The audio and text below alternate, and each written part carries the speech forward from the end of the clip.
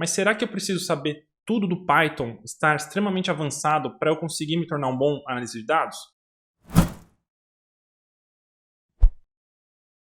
Fala pessoal, aqui é o Jean Felipe do Aprendiz Moderno e após um longo hiato vamos para mais um vídeo aqui no canal.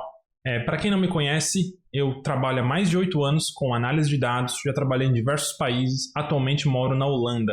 Então eu vou passar um pouquinho da minha experiência para vocês, tentando ensiná-los a migrar para essa área que eu vejo como uma área de alto potencial aí para os próximos anos. E no vídeo de hoje eu vou passar algumas dicas que vão te ajudar a aprender a programar mais rápido. Então muita gente que quer migrar para a área de dados logo percebe que tem que aprender a programar, seja em Java, R ou Python. E o problema é que se você parar a pesquisar, você vai ver que para se tornar um bom desenvolvedor, um bom programador, isso pode levar anos. Muitos anos para você atingir um nível avançado de programação. Mas será que eu preciso saber tudo do Python, estar extremamente avançado para eu conseguir me tornar um bom analista de dados? E a resposta é não. Você não precisa saber tudo de cabeça, todas aquelas funções, para você conseguir se tornar um bom analista, principalmente em cargos mais júnior. Então, o que eu quero passar aqui para vocês é um pouquinho sobre como você conseguir acelerar um pouco o seu aprendizado no começo para você conseguir encontrar o seu primeiro emprego e, obviamente, através da prática do dia a dia do seu trabalho, você vai conseguir aprender muito mais dentro dessa área de programação. Mas vale ressaltar aqui que o que eu estou passando aqui é para pessoas que pretendem se tornar analista de dados ou ir para a área de dados. Porque muitas das dicas que eu vou passar, elas não necessariamente se aplicam às melhores práticas para se tornar um desenvolvedor. E por que isso? Porque, ao meu ver, o papel do analista de dados não é entregar valor através da programação. Um desenvolvedor, por exemplo, ele tem como papel entregar valor através do desenvolvimento de software, seja em Java ou em Python ou em R, através de análises e requerimentos que vão ser passados para essa pessoa vai lá e vai desenvolver. Então, essa é a ferramenta, o ganha-pão da pessoa. E, a meu ver, o analista de dados, principalmente, ou cientista de dados, não tem como papel principal entregar valor apenas por saber Python, apenas por saber R. Para mim, isso é só uma ferramenta acessória. O valor vem através das análises e da execução das ideias. E eu acho que esse é o ponto principal que vale ressaltar. Então, se você me perguntar se eu sou um desenvolvedor de Python, eu não sou, não é o meu trabalho, porém, eu sei desenvolver aplicações e análise em Python? Eu sei. Então, o ponto principal aqui eu vou passar dicas que vão te acelerar esse processo de utilizar a ferramenta, porém não necessariamente é o jeito ideal de se aprender uma linguagem de programação. Então, vale a pena você fazer a reflexão após esse vídeo para ver se o seu interesse é em análise de dados ou em programação. E se for programação, talvez esse tipo de conteúdo não seja o melhor para você. Então, vamos lá. Os conceitos básicos de programação, eu imagino que muitas pessoas pegam, e aí, em poucas horas de YouTube, você vai conseguir encontrar vários conceitos. Eu tenho 2 playlists, uma de SQL e uma de Python, na qual eu vou nos conceitos mais básicos de programação. Acredito que existem muitos bons cursos aí na internet, gratuitos, na qual basta você se dedicar. E eu acho que é um ótimo termômetro para saber se você vai se interessar por essa área. Porém, vamos dizer que você já pegou os conceitos básicos. E esses conceitos básicos são como os ingredientes de uma receita. É muito importante você ter eles claro na sua mente. Porque assim como uma receita, vamos dizer assim, você vai fazer um pão, é importante saber como o fermento funciona. Porque senão vai ser muito difícil você conseguir produzir um pão de qualidade. Ao contrário das receitas, né? Não precisa saber exatamente a proporção ou exatamente como a receita se desenvolve. Isso aí você vai conseguir encontrar facilmente na internet ou vai anotar num caderno ou algo do tipo. Então essas receitas a gente dificilmente memoriza, porém ao longo do tempo, com a prática, você acaba memorizando por repetição. Mas os conceitos, os ingredientes, eles são importantes você ter eles bem definidos na sua cabeça, então vale a pena gastar umas horinhas ali entendendo o básico. E eu acredito que seja uma ótima reflexão para ver se essa é uma área que realmente vai te interessar. Porque se você não tem interesse em aprender esses conceitos, em desenvolver ferramentas utilizando essas linguagens de programação e utilizar o computador a seu favor, talvez essa não seja a melhor área para você trabalhar. Talvez você não vai ser tão feliz trabalhando com isso. Afinal, nós passamos muitas horas em frente ao computador tentando desenvolver essas receitas que eu acabei de falar. Sabendo esses conceitos básicos, as receitas em si, obviamente, elas não vão vir claramente para você. Você vai pegar uma receita, por exemplo, de um pão de fermentação natural. Você vai pegar uma receita de um pão de fermentação natural. Você nunca fez um pão na sua vida. Vão ter várias coisas ali que você vai se enrolar na hora de executar porque você nunca fez.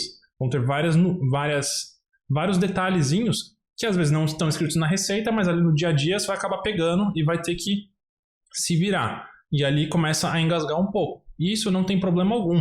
O ponto principal de entender essas linguagens de programação é encontrar respostas para aquelas perguntas que você acaba tendo na hora de desenvolver um programa ou na hora de desenvolver uma análise e conseguir receber essas respostas. E na minha opinião, olhando para essa perspectiva, aprender a programar Python é um jogo de palavras-chave. E como está no nome, palavras-chave, elas abrem portas. Então, para mim, isso acho que é o ponto principal. O que diferencia um desenvolvedor mais experiente de um desenvolvedor mais júnior ou alguém que está começando é simplesmente a quantidade de palavras-chave que essa pessoa tem na cabeça. Então, toda vez que eu vejo uma situação na qual é complicada de se resolver, uma análise ou algo que eu meio que engasguei ali no código, eu sei que com algumas palavras-chave no Google eu vou encontrar respostas para como eu resolvo esse problema, para como eu consigo executar certas funções ou fazer o computador executar certas ações que eu gostaria que ele executasse. E esse é o grande jogo de aprender a programar em Python ou aprender a programação para analista de dados. Minha recomendação é não fique gastando muito tempo tentando memorizar passo a passo de tutoriais. O importante é você entender as palavras-chave que vão te ajudar a encontrar certas informações. Nos próximos vídeos a gente vai botar a mão na massa e eu vou começar a programar novamente e mostrar para vocês que é muito importante que você entenda onde estão as palavras-chave que vão te ajudar a encontrar certos comandos ou certas funções dentro da linguagem de programação. Então, certos nomes de bibliotecas como pandas, matplotlib e algumas das funções que tem dentro dessas bibliotecas. É muito interessante você ter esses nomes na cabeça, porque rapidamente você vai encontrar algumas respostas para algumas situações na qual você vai se encontrar. E é claro, ao longo do tempo, você vai acabar memorizando certos conceitos, certos comandos, através de repetição. Ao contrário do que muitos pensam, que você tem que saber de cabeça todos aqueles comandos, toda aquela sequência de comandos que você vai encontrar em aulas, em bootcamps, a verdade é que você não precisa, você precisa entender os conceitos-chave por trás disso, porque através deles você vai encontrar respostas da internet. Vale a pena ressaltar aqui que muitas empresas usam linguagens diferentes, então você pode ter estudado Python e estar trabalhando em R ou vice-versa. Muita gente começa a estudar programação na área acadêmica, acaba estudando R, e aí quando vai para o mercado de trabalho acaba utilizando Python. Isso não anula o conhecimento que você teve com R. Por quê? Porque os ingredientes, os conceitos básicos são os mesmos. Variáveis, listas, arrays, estruturas, funções, esses conceitos eles estão lá e eles se aplicam em diversas linguagens de programação.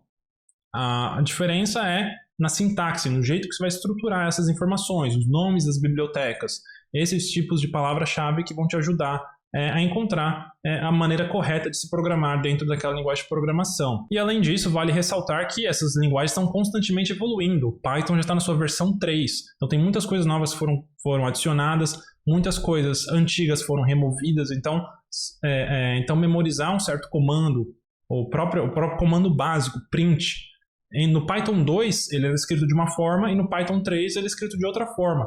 E são coisas que, para quem não está programando o dia inteiro em Python o tempo todo, é complicado você memorizar. E eu tenho diversos exemplos de situações na qual isso acontece. Por exemplo, ler dados que estão no formato CSV, que é aquele formato que também é lido no Excel, dentro do Python, dentro do script em Python, utilizando pandas. Eu não lembro exatamente o nome do método, mas eu sei que se eu escrever Python, pandas, read CSV ou load CSV, eu vou encontrar logo no comecinho do Google algumas respostas de como ler CSV usando pandas em Python.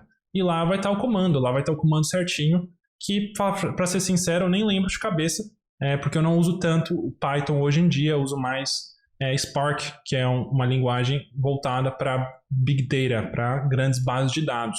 Então, para quem não está usando Python no dia a dia, ou pandas, tem certos comandos que são mais complicados de encontrar. Por exemplo, como fazer uma join, uma junção de duas tabelas em Python, utilizando pandas. Por exemplo, outro exemplo, como criar uma pivot table no pandas. Então, um ponto importante aqui é você saber como funciona uma pivot table. O que ela faz com os dados? Que é basicamente essa agregação que acontece, que para quem usa Excel sabe muito bem como fazer essas pivot tables. Então, o mesmo conceito se aplica dentro do pandas. Certos gráficos também, Matplotlib acho que é um ótimo exemplo. Existem várias coisas que você consegue fazer dentro de um gráfico. trocar os eixos, trocar a legenda, colocar um título em cima, embaixo, do lado do outro. São certas coisas que se você não faz o dia inteiro, muito provavelmente você não vai lembrar o comando certinho como faz. Porém, com algumas palavras-chave como Python, Matplotlib, Axis, que são os eixos, você consegue rapidamente encontrar várias manipulações dos eixos dentro de um gráfico. Bar charts, ou dot charts. Então, saber esses nomes em inglês, né? Eu estou falando em inglês exatamente para ressaltar que muitos desses conceitos eles são em inglês, porque essas bibliotecas foram programadas em inglês. Então, tem certos nomes de função que vão ser em inglês mesmo. Então, saber essas palavras-chave, muito provavelmente em inglês, vai te ajudar e vai te ajudar rapidamente a encontrar essas informações. Chega a um ponto na qual hoje, por exemplo, eu tenho certos comandos, tem certas situações que eu não sei de cabeça, porque eu dificilmente faço, porém quando chega a situação na qual eu preciso executar, eu rapidamente, com algumas palavras-chave, já encontro o mesmo post em um determinado blog que contém todas as instruções que eu estava precisando. E às vezes é um trecho que você só precisa daquele comando. Então era isso que eu queria passar para vocês hoje, pessoal. Vou deixá-los com mais um vídeo na qual eu passo mais um pouquinho de dicas sobre como fazer essas buscas estruturadas no Google. E até a próxima. Tchau, tchau.